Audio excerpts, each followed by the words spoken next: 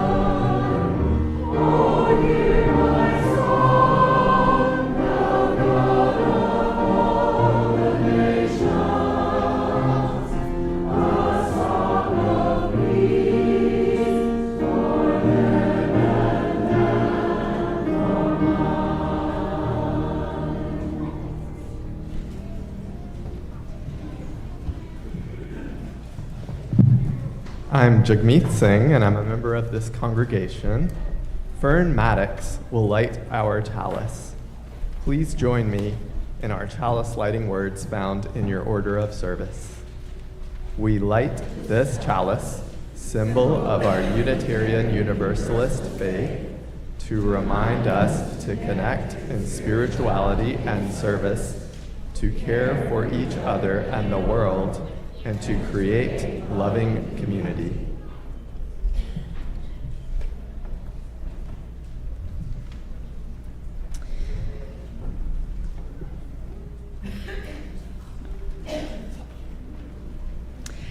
One of our shared values that we're exploring this month is generosity, and I realized that I don't think actually everybody knows what that is, and in fact there are some definitions of generosity that are really messed up. So we're gonna just do some thinking together about what generosity is and is not this morning. All right, so I'm gonna give you some situations, and you're gonna tell me if I am being generous or not in these situations. Okay, so here's how it goes. So if I'm being generous, you would maybe put your arms out like this. Yeah, like open, kind of open, giving. Okay. If I'm being something else, if I'm being maybe self-preserving, you'd go like this, right? Like I'm keeping stuff for myself. Can you look at this? Keeping stuff for myself. Okay. And then what if I'm giving too much? What if I'm like self-sacrificing? What would you do? Go do what? Adele says, okay, well, okay, that's pretty good. Okay, so if it's too much, if I'm giving too much, like you can have all my blood, for example, then like, okay? All right, now there's another thing you need to do, which is what if you don't know? What if you don't have enough information based on then I think you ought to raise your hand. Because then you need more information and we can talk about it. Okay, got it? All right, so we'll try one.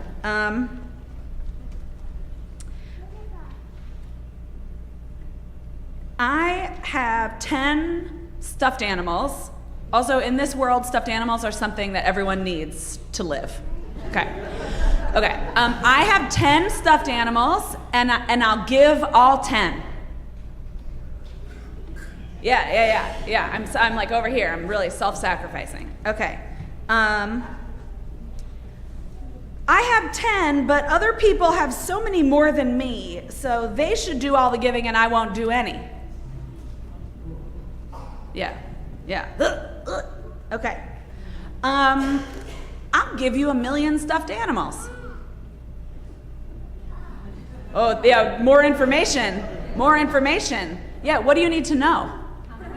How many do I have? Great, I have 1 billion stuffed animals. So I'll give you, I have 1 billion stuffed animals, so I'll give you 1 million. Does it help you to know that 1 million is 0.1% of a billion? Now what am I doing? Yeah. Really, that's like, it's like, yeah, what's up?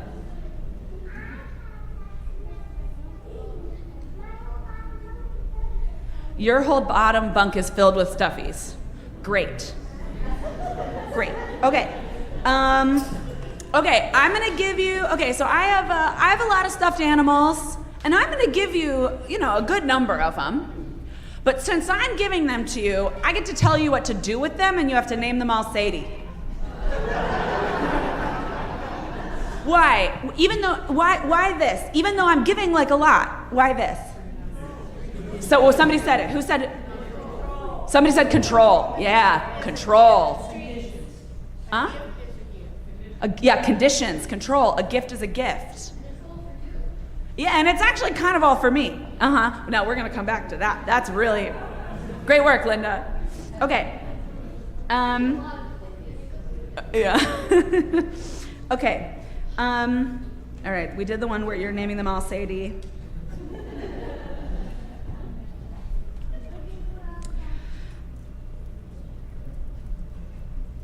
I have 10 stuffed animals, and I'm gonna give one.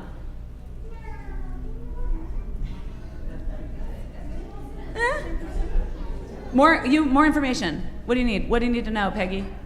Peggy doesn't need it? Okay.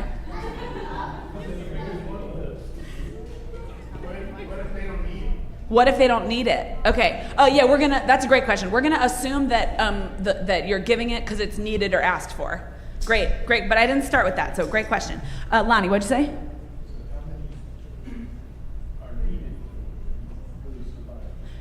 How many do I need to keep for myself in order to survive? How many stuffed animals does everybody need? Yeah, I don't know. 1. Leo says 1. Leo's like, just 1. 100? Okay. So this is like a sort of sophisticated stuffed animal economy that I really don't have all the information about, even though I made it up. So I can't really help you with these questions, but these are really good questions. Here's another question. So for the ones where you're like, yeah, it's like this, who decides? Who decides if something's generous? The person who's getting it. Oh. Who? Oh. Culture. Culture? Person who's getting it? Who else decides? The person who's giving it. Yeah. Both? Aha, both. Someone watching in the background. Yeah. So I would say we do not all agree on who decides what's generous or not. I think through our examples, maybe we have come to some working stuffed animal theories of generosity. that it has to do, there's something about how many you've got and how many you give, the relationship between how many you've got and how many you give. There's something about what's needed that in this stuffed animal economy we haven't exactly figured out, but we know that what's needed is an important condition of generosity. And then there's something else. What's the last part? Why am I not being generous if I make you name them all Sadie? Because I'm getting something out of it. Oh, you're not going to like this sermon at all. Woo! Okay. But there's something, the condition of my giving them to you is that you name them all Sadie. So what am I doing? Yes, I'm controlling. So there's something about surrendering control in generosity. Okay, good enough? Good enough. Oh, but in this world, you need them to live. Yeah, in this world, like stuffed animals are like, it's like food. So what if someone has no stuff? Or what if someone has less stuff? Is generosity available to them? Aha, yeah, so what? Could someone who doesn't have a lot of stuffed animals be generous? Yeah, this is important. So if we're defining a value, then it has to be available to everybody. Okay, so we are going to call this good enough for now. Welcome to worship at the Unitarian Universalist Church of Greensboro, where we're trying to figure out how to live with generosity, but before that, we're trying to figure out what it is. I'm the Reverend Sadie Lansdale, and I'm the minister of this congregation. Unitarian Universalists believe that each person has a trustworthy relationship with the holy, with the source of all life, with the spirit, with the mystery, with what some call God, though we name it and know it differently from one another. And we believe that because we're interconnected, no one's free until we all are free. So we strive to create beloved community here on earth, in our fellowship with one another, and in our work for justice. Now, most of all, we believe that the spiritual dimension of life calls us to the social dimension of it. So it matters much less what you personally believe, and much more how we live together. Whether today is your first or your 1000th Sunday in our midst, we are stronger because you are here. We are one people of many beliefs, many origins, sexualities, and genders. We're all growing, all learning, and all loved. Our ministry team here at UUCG is Cindy Dillard, our Director of Children's and Youth Ministry, Colin McCrae, our Director of Music, and me. Our own Larry Porter is on the piano this morning, and our own Billy Porter is directing the choir as Colin takes a Sunday off. So would you please silence your, even if you, so that we can make beautiful music together on purpose today.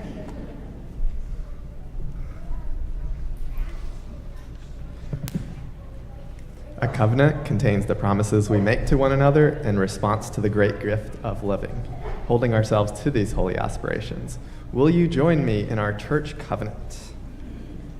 We, the members of the Unitarian Universalist Church of Greensboro, do covenant to promote a search for personal meaning, respecting the individual truth in a community process of quest. Speak and act with caring, courtesy, and love, thereby maintaining emotional, physical, and spiritual safety for all. Support UUCG and denominational efforts with our resources. Combat injustice while promoting equality. Nurture our children on their spiritual journey, hold ourselves to this covenant, especially during times of conflict and disagreement. Please join in our opening hymn in your teal hymnal, number 1008, When Our Heart is in a Holy Place.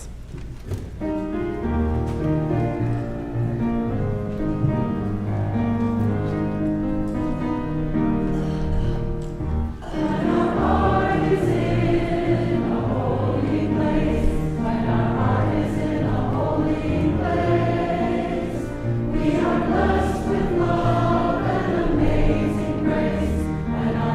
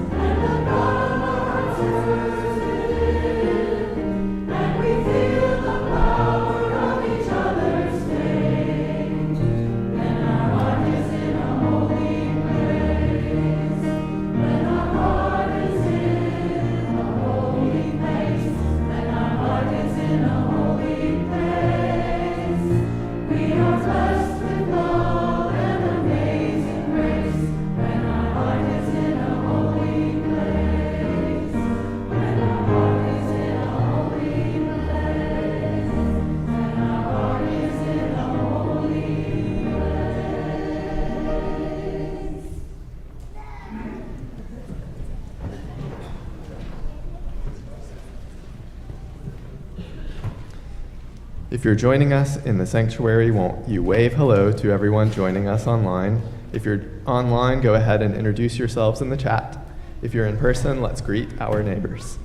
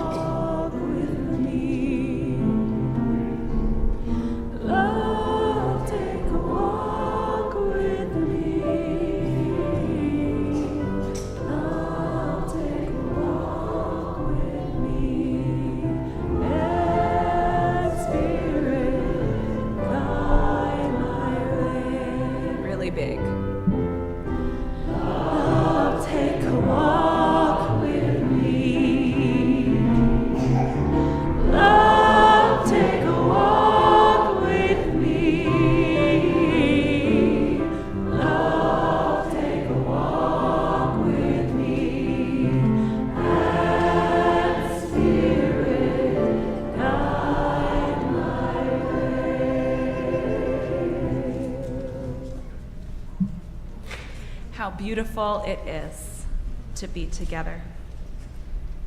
We gather in gratitude this morning, turning our hearts to thanks and praise for the gift of living in the presence of the Spirit that animates all life, and the knowledge that we are connected to all that is, all that has been, and all that will be. During these few minutes of silence and stillness, you can focus on something you're grateful for, someone you are remembering especially today, or just the sensation of your chair supporting you. Will you find the most comfortable place in your seat and take a few easy breaths at your own pace as we settle into our silence together.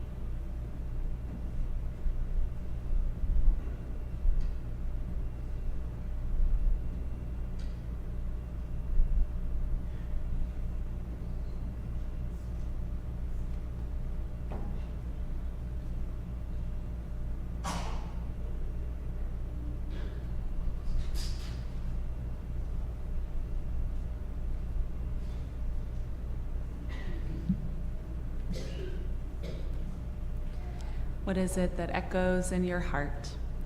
You're invited to lay it down in community and give it up to the holy in this sacred space and time. If you're online, this is your time to share your joys and sorrows with one another in the chat. And if you're in person and you have a milestone you'd like added to our prayers, fill out a yellow card, which the ushers will collect from you. If there's a joy on your heart, place a plant from our grounds or Rod's garden in the vase. If a sorrow, place a stone in the bowl. You can light a candle of prayer or presence for someone that you're holding close to you. And if you're not sure how you're feeling, or maybe you're a little fidgety, there are pipe cleaners in the back. There's all sorts of stuff to color. Or you may have brought your own needlework, which you should feel free to do. In church, we practice becoming more fully human together. This is our time to take stock of how we are and to take what we need, knowing the table is set for us all.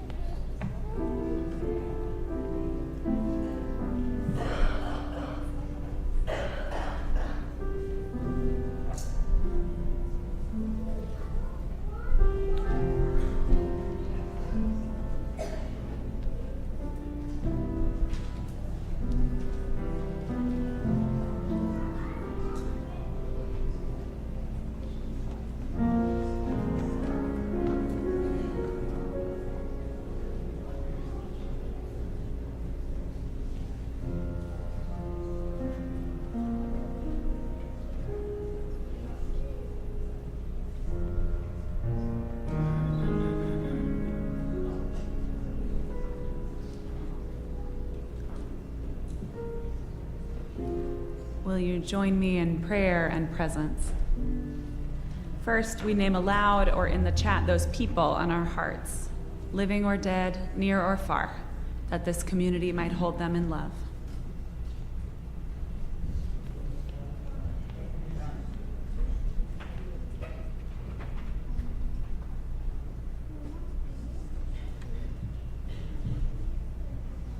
Adele Coleman says, my cherished Uncle David died this week.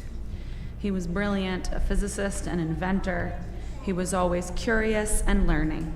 He loved art, music, and greyhounds. Uncle David was 93 years young. Adele, all of our prayers of compassion are with you and with David and all who loved him. Ashley Grant says, it's my second time here and I feel very welcomed. And Ashley, our prayers of gratitude that you have found your way here. Shane says, my battle with lifelong depression is seeing the light of day. Slowly but surely, it's been a treasure. Shane, our prayers of compassion and gratitude that you are here. Phoenix Putney says, last Friday, residents of 5 retirement communities gathered in Cary to compete in an artist's showcase. In the vocal performance category, I won first place for my original song, American Excess. Phoenix, our prayers of joy are with you and the creative spirit that sustains us. Spirit of life and love, God of many names and beyond all naming, source of all. We pray this morning in the words of the poet Marge Percy, to have without holding. Learning to love differently is hard. Loving with the hands wide open. Love with the doors banging on their hinges, the cupboard unlocked, the wind roaring and whimpering in the rooms, rustling the sheets and snapping the blinds that thwack like rubber bands in an open palm. It hurts to love wide open, stretching the muscles that feel if they are made of plaster, and then of blunt knives, and then sharp knives. It hurts to thwart the reflexes of grab, of clutch, to love and let go again and again. It pesters to remember the lover who is not in the bed, to hold back what is owed to the work that gutters like a candle in a cave without air, to love consciously, conscientiously, concretely, constructively. We ask these things for ourselves, for those we love, and for those we do not yet love. Amen.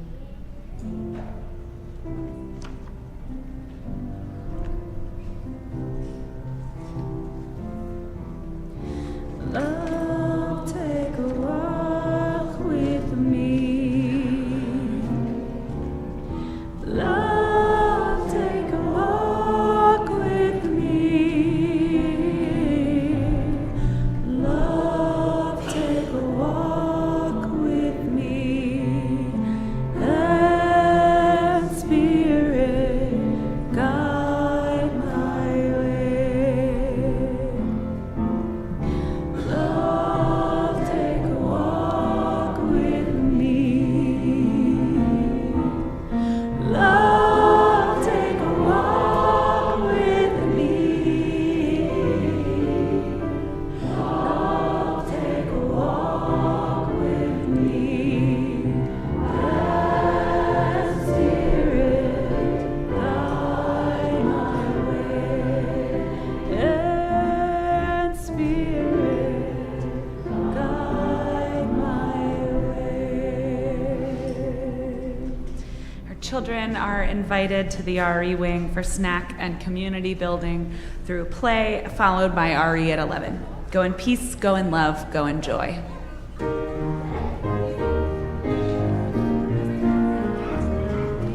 Go in peace, go in peace, go in peace, amen, amen. Go in love, go in love, go in love, amen, amen. Go in joy.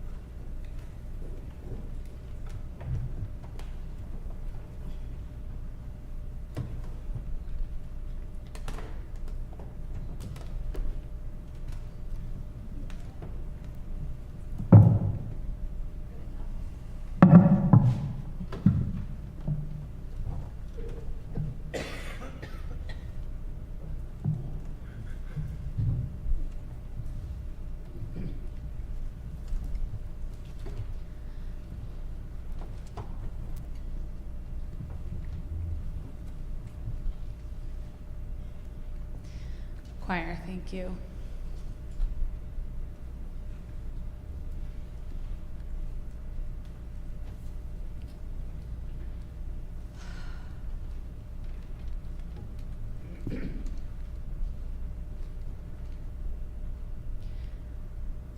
We continue thinking about generosity today. We're all going to do that together. Jagmeet is going to help. So before we do, though, I need some commitments of you. I want you to set aside the question, am I a generous person? So the kind of person that you are is one with inherent worth and dignity simply because you were born. That's the kind of person that you are. And everything else is the actions that you take.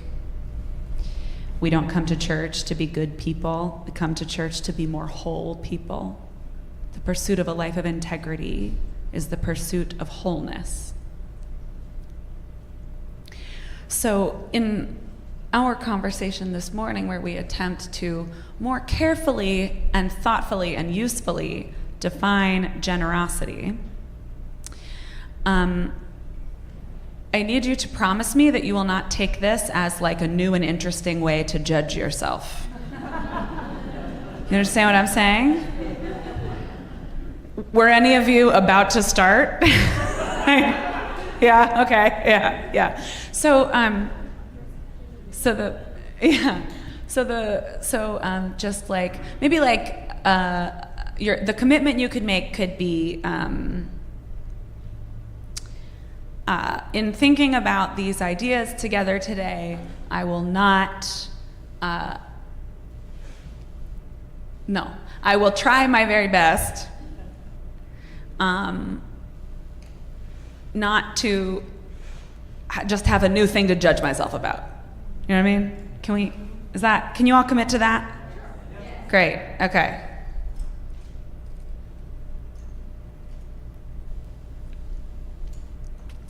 Okay, so in our conversation earlier, in our stuffed animal world, we came up with some sort of core ideas about generosity. It has something to do with giving up control. We are not in agreement about who decides if something is generous or not. There is some sort of relationship between what you possess and what you're giving. And there's something about what is needed. Okay.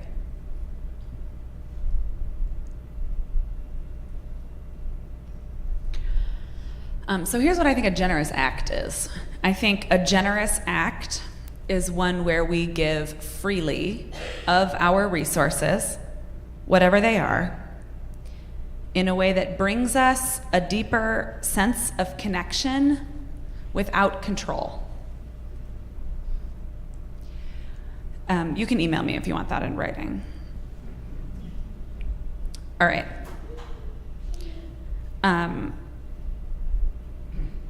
So that's not at all, actually, I think, how we commonly use generosity or encounter it in conversation. So I want to run some ideas about how I think we most commonly encounter the idea of generosity by you. And I want to get your responses to them. And then we'll sort of turn it over to the crowd.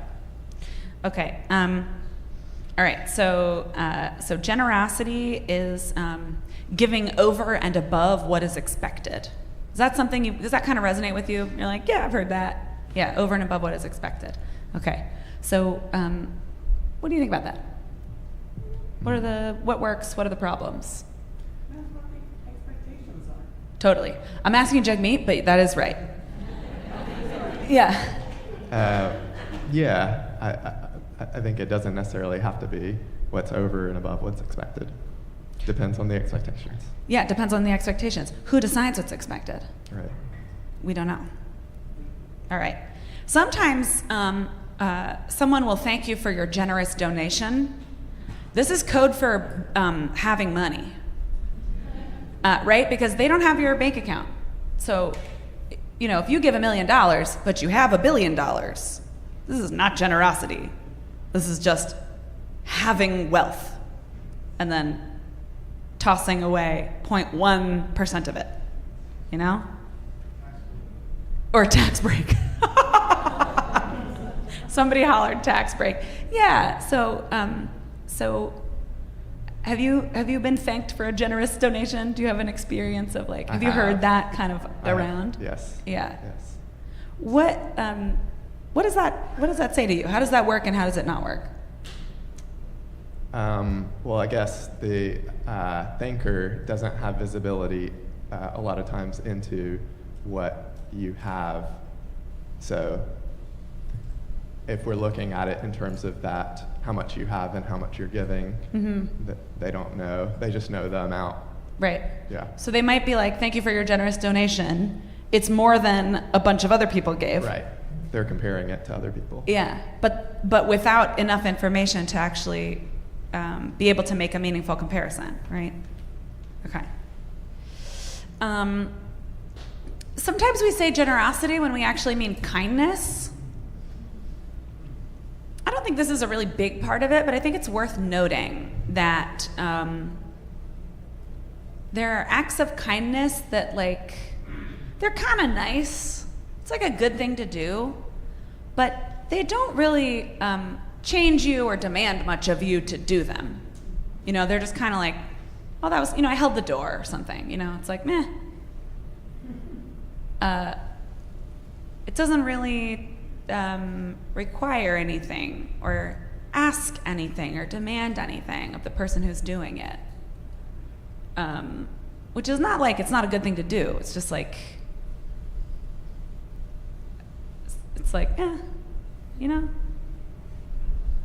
Here's the one that is where we really got to get our teeth into this. Giving without the expectation of receiving anything in return. What do we think about that?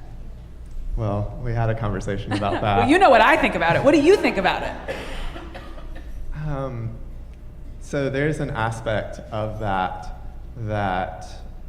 makes sense to me, and it's this aspect of a non-transactional giving. Giving and not getting something back is a different kind of giving than a lot of giving in our culture and in our society, where there's a transaction, there's giving money for some product or service, or there's giving something and expecting something back. Okay, so does that resonate? There's something about it not being a transaction that's important. Okay, I buy that. I buy that. You buy it? Yeah, I buy it. I believe that there's some, but hear this again. Giving without the expectation of receiving anything. Really? Yeah. Okay. Rebecca calls BS. Why?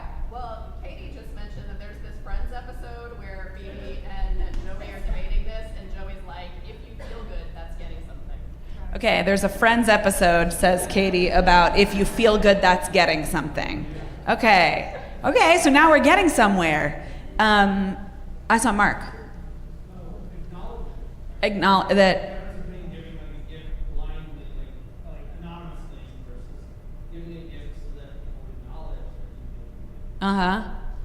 And okay, so if you give a gift and you get, let's say, a thank you note, then you've gotten something. If you give a gift anonymously, what might you get? Feeling good. The benefit of whatever you gave to. Yeah. You're giving anonymously to something that you will benefit from. Giving to something that you will benefit from. Yeah, John, and then Will. Aha! Keyword expectation. Say more. It's like the Friends episode. I give of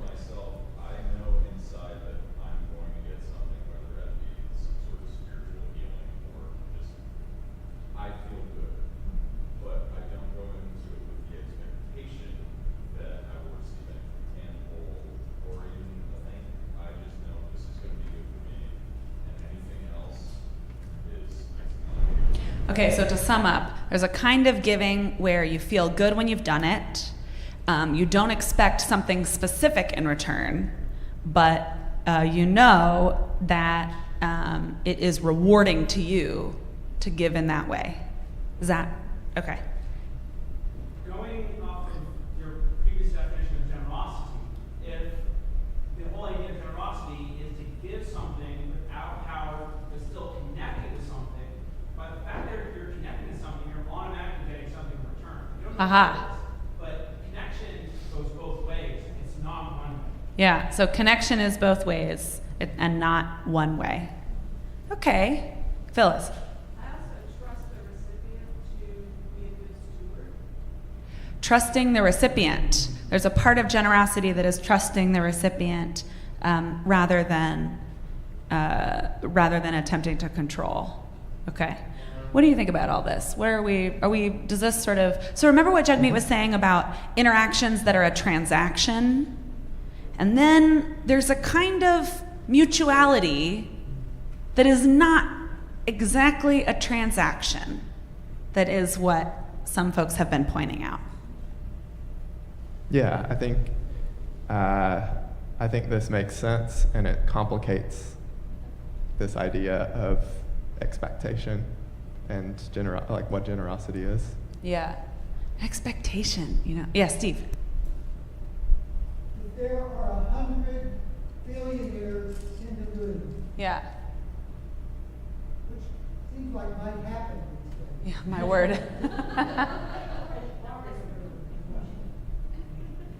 And someone comes from a country that is in desperate need of $1 billion to feed and heal people, and asks for $1 million. At the end of the presentation, 99 of the billionaires go out of the room, one stays behind, writes a check for $1 million, puts it on the table. No one sees that person's bill. That person did something that the other 99 didn't. Huh. I don't hear that yet. Yeah, so Steve has offered a different situation, which is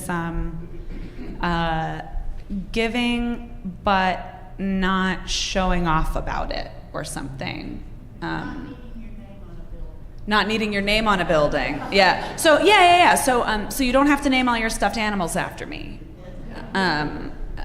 Or you don't all have to get like a memo that I'm the one who gave all the stuffed animals. Right, and that was only a 10% of my wealth.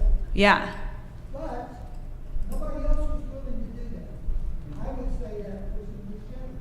Oh, interesting. So Steve, there's something for you about like, even if it's not much, it's compared to whoever you were with, it was more than they were willing to do.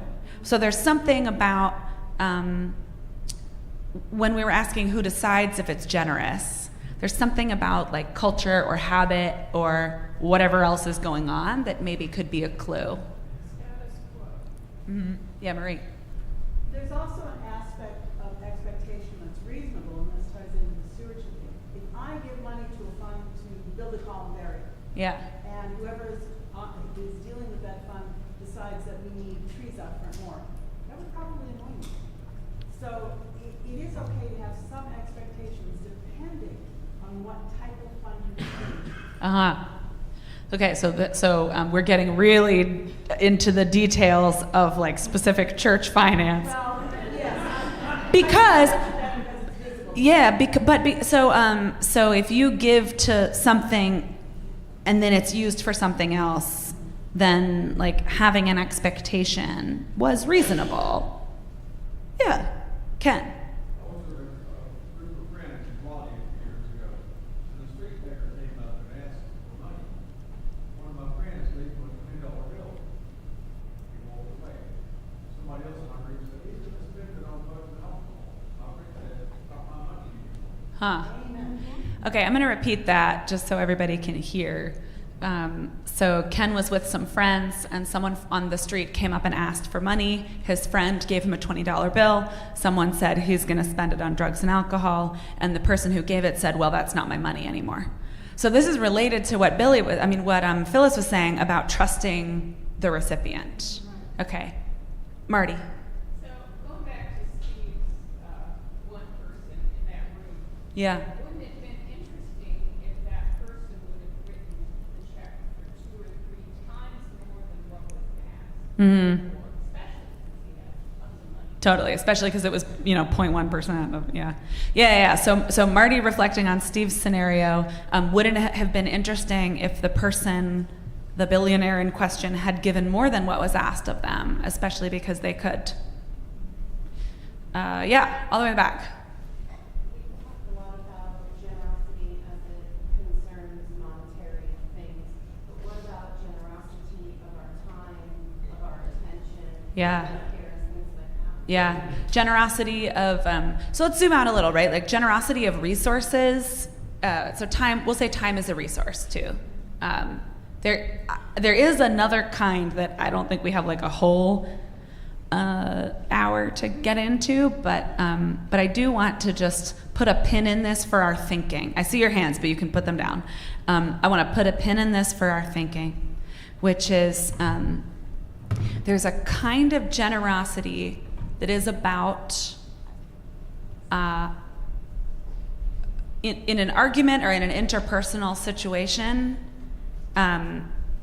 being willing to consider another perspective, being open to a different perspective, and showing up to a hard conversation with someone that you have a difficult relationship with, open to the possibility that things might be different. And that kind of generosity, what it costs you is like being willing to be a fool, right? So you can think about that in our scale of self-protecting and self-sacrificing. There's a way that this scheme works also for what kind of possibility we're willing to allow for in each other. I don't have complete thoughts about that, but I will tell you that that is the kind of generosity that is personally the most difficult for me. Having not that recently been in graduate school, like I just eat a lot of beans and rice, so I feel, I used to live on a graduate stipend and now I have a job that pays me more money than that. So like giving money is not a huge challenge. Giving of my time, I think it's fun. Being really charitable in a perspective with someone that I'm in a difficult relationship with is immensely, immensely challenging for me. And it is the same kind of, it's are you self-sacrificing or self-preserving or trying to show up somewhere in between. So you might, yeah, I know, yeah. But remember, we're not judging ourselves. We're thinking about if we're going to take generosity seriously as a value, then how do we know what it is, and how do we sort of pursue it as we're trying to act with integrity? Okay, for the sake of time, I'm going to pause us now. Jagmeet is going to facilitate our post-worship reflection, so you can continue thinking about generosity. But I want to tell you a few more things.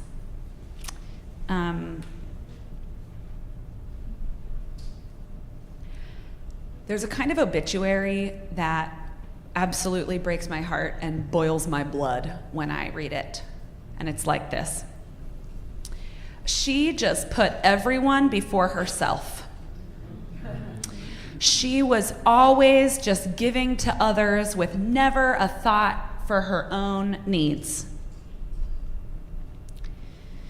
And I read those descriptions of other people's measure of someone they love who has died, and I feel so sad for them.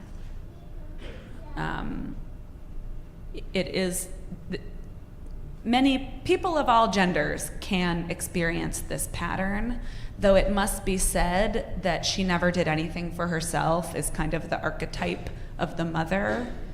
The woman, this is like the good way to be a woman is you're always giving to others at the expense of yourself. And there's a lot of social reward, just mostly after you die, about like what an extra good person you were if you never do anything for yourself. So let's just like keep an eye on that. You know, like anyone can fall into that, but it is a way that we talk about women particularly. That is, we ought to have a flag for that. Okay. Okay, I'm gonna offer back to you some of Marge Percy's words in To Have Without Holding. Learning to love differently is hard. Love with the hands wide open. Love with the doors banging on their hinges, the cupboard unlocked, the wind roaring and whimpering in the rooms, rustling the sheets and snapping the blinds that thwack like rubber bands in an open palm. It hurts to love wide open, stretching the muscles that feel as if they're made of wet plaster, and then of blunt knives, and then of sharp knives. It hurts to thwart the reflexes of grab, of clutch, to love and let go again and again. It pesters to remember the lover who is not in the bed, to hold back what is owed to the work that gutters like a candle in a cave without air, to love consciously, conscientiously, concretely, and constructively. There's something about giving without control that is important in our thinking here. What I've heard from you and what I know from my own life is where we have been, in our estimation, generous, what have we gotten in return? Sometimes we get recognition, though that can be a little tricky. Sometimes we get deeper relationships. Sometimes we get a sense of, more of a sense of integrity, like we're really living in line with our values. A sense of connection to other people. A sense that we belong to something bigger than ourselves.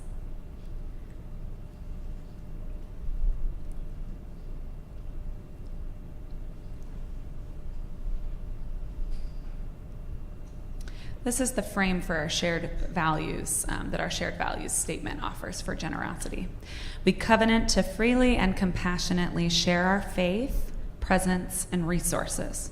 Our generosity connects us to one another in relationships of interdependence and mutuality.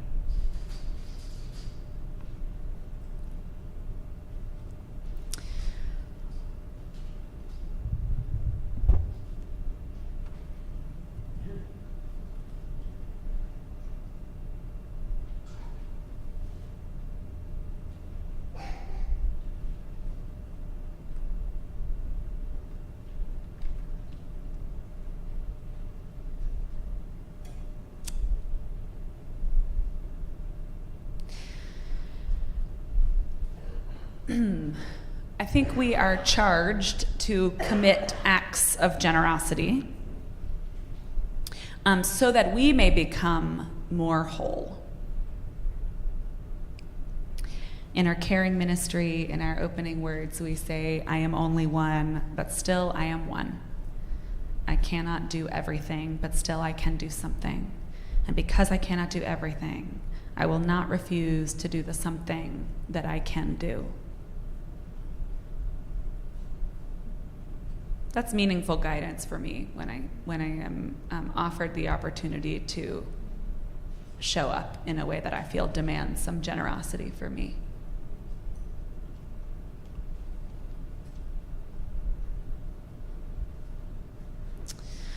Well, I think you'll have to discuss the next part without me at post-worship reflection. Here's what another part for you to consider, which is test out this idea that generosity does need to cost you something.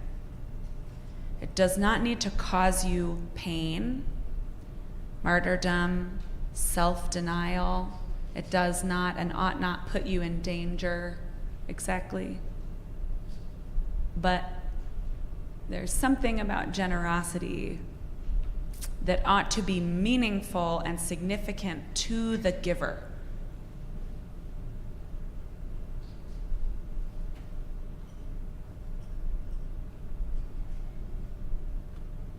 Okay.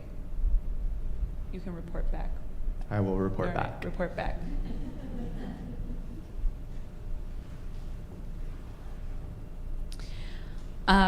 Well, we rise in body or in spirit for our response to the sermon number 1052, the oneness of everything, in your teal hymnal.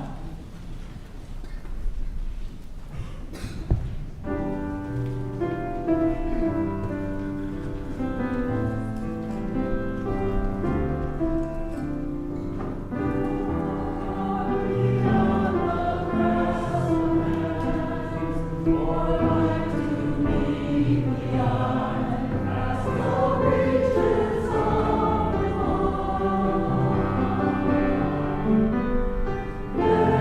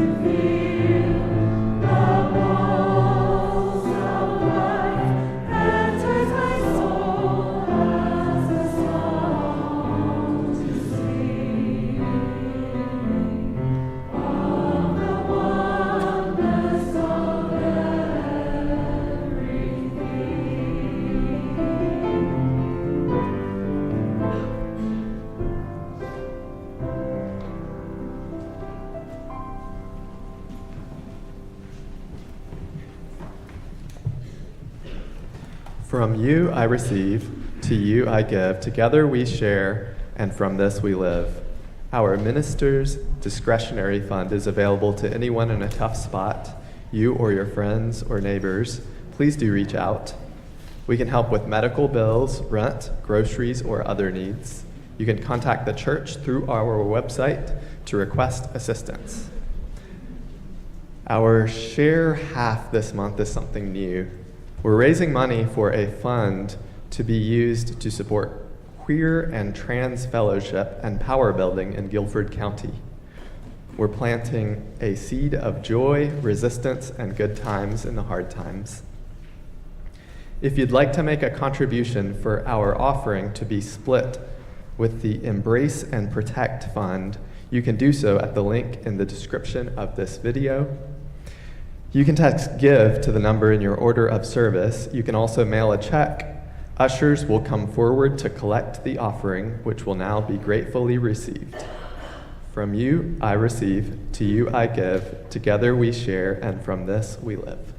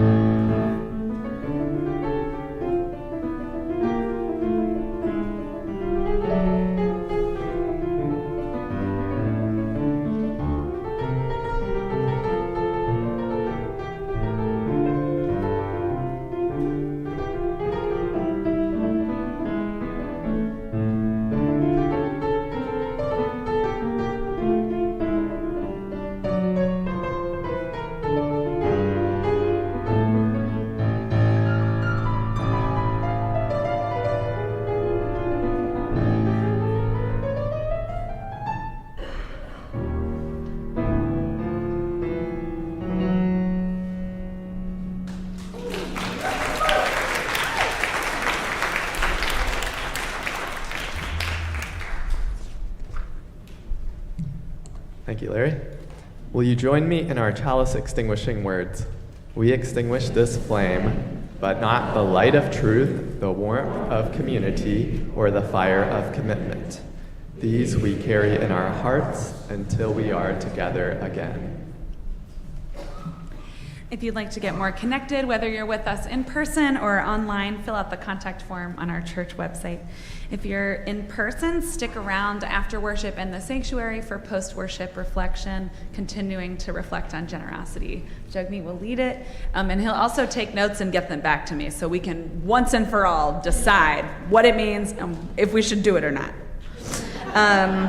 However, if you're new or feeling new, you're invited to our Exploring Membership class in my office, which is just this door out here, led by me and Carrie Helton. And this session is your spiritual journey. This session is your spiritual journey. Jam session this afternoon. Where's Michael? 1 or 2? 2 o'clock. Jam session, 2 o'clock this afternoon in the sanctuary. And just keep an eye out. There are a few campaigns moving and a few networks being built. So keep an eye on your e-news for information about how to contribute to and plug in to, our fomenting movements for love and justice in Guilford County and across the state.